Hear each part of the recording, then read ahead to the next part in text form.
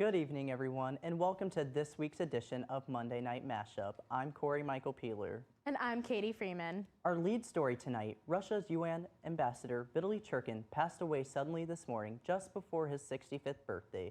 Churkin died from cardiac arrest while at the Russian mission. Churkin was best known for trying to mend U.S.-Russian relations. According to CNN, former United States ambassador to the UN, Samantha Power stated, quote, "Devastated by passing of UN Ambassador Vitaly Churkin. He was a diplomatic maestro and a deeply caring man who did all he could to bridge U.S.-Russian differences."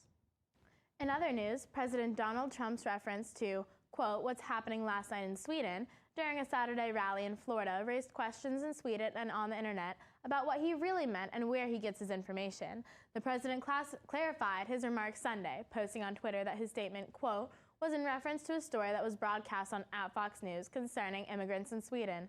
The tweet confirms suspicions of many that Trump's remarks stemmed from Tucker Carlson's show Friday night.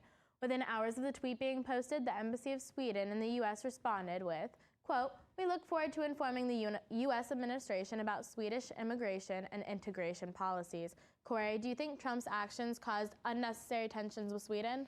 After looking at the tweet, I do believe it was a little testy.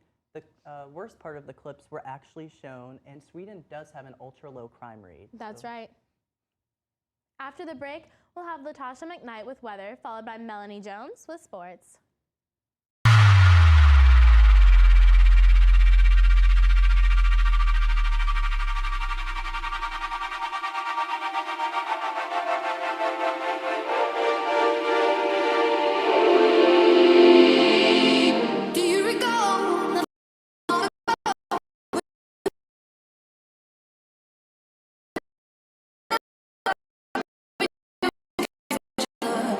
The night was warm, we were both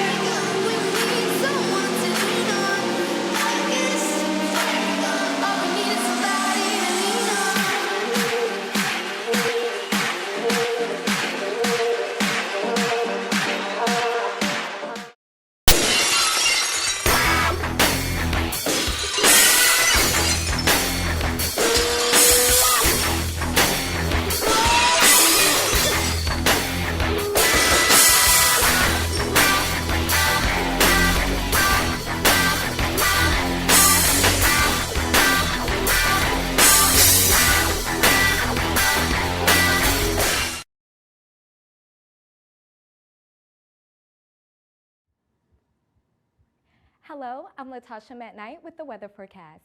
As you can see, we're going to have temperatures in the 60. Phoenix would be 66 and El Paso would be 65. And over here in our northern regions, we're going to have temperatures in the 40. Seattle and Boise would be 56. And over here in our southern regions, for Columbia, we're going to have temperatures 74, so the high 70s. And Miami would be 74 as well. And now for our 7-day forecast. As you can see, we're going to have a little bit of cloud coverage coming in on Tuesday, and there's going to be a 30% chance of rain on Wednesday, so please remember to bring your umbrellas. For Thursday and Friday, it's going to be a little bit of cloud coverage, but still sunny, and we're going to have 20% of winds on Saturday, but temperatures would be in the high 70s. And now, Melody with sports. The Sacramento Kings stunningly changed course Sunday night and agreed to trade DeMarcus Cousins to the New Orleans Pelicans just 2 weeks after announcing that Cousins would not be available for trade. Sources told ESPN that while Sunday's All-Star game in New Orleans was playing out, the Kings and Pelicans came to terms on a trade that would send Cousins and Omri Caspi to the All-Star hosts in exchange for Buddy Hield, Tyreek Evans, and Langston Galloway. As for local sports, Gamecock baseball is finally underway after the season opening weekend series against UNC Greenville, winning 7-1 in the first game. South Carolina junior right-handed pitcher Clark Schmidt was labeled as South Carolina's opening day starter by head coach Chad Holbrook last week. In his season debut, Schmidt played 6.5 innings, yielding 1 run on 3 hits and 2 walks. The Gamecocks will play UNC Charlotte tomorrow night at home. Gamecock hockey was able to defeat Clemson on Saturday 5-2. Goals were scored by Kyle Hayward, Dave Cochran, Alex Kranis, Nick Pizzo, and Sean Davis. Captain Kyle Ware commented on the boys' intensity, saying, "In order to get to nationals, we have to give 110%. And if we don't give that intensity like we did today, then we are shooting ourselves in the foot." The team will travel to Orlando this weekend for regionals. Hospitalization rates are rising amongst USC undergrads after high-risk alcohol behaviors. That's coming up after the break. Do you feel it? Feel it? Do you feel it in the air?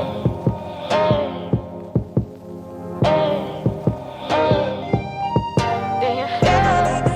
Feel it? Do you feel it? Feel it? I can feel it in the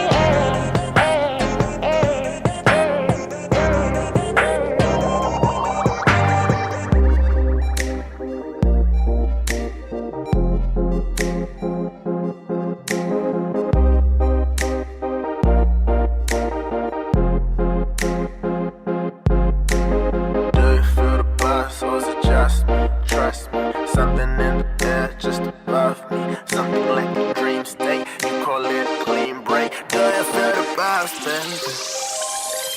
Do you feel the vibes?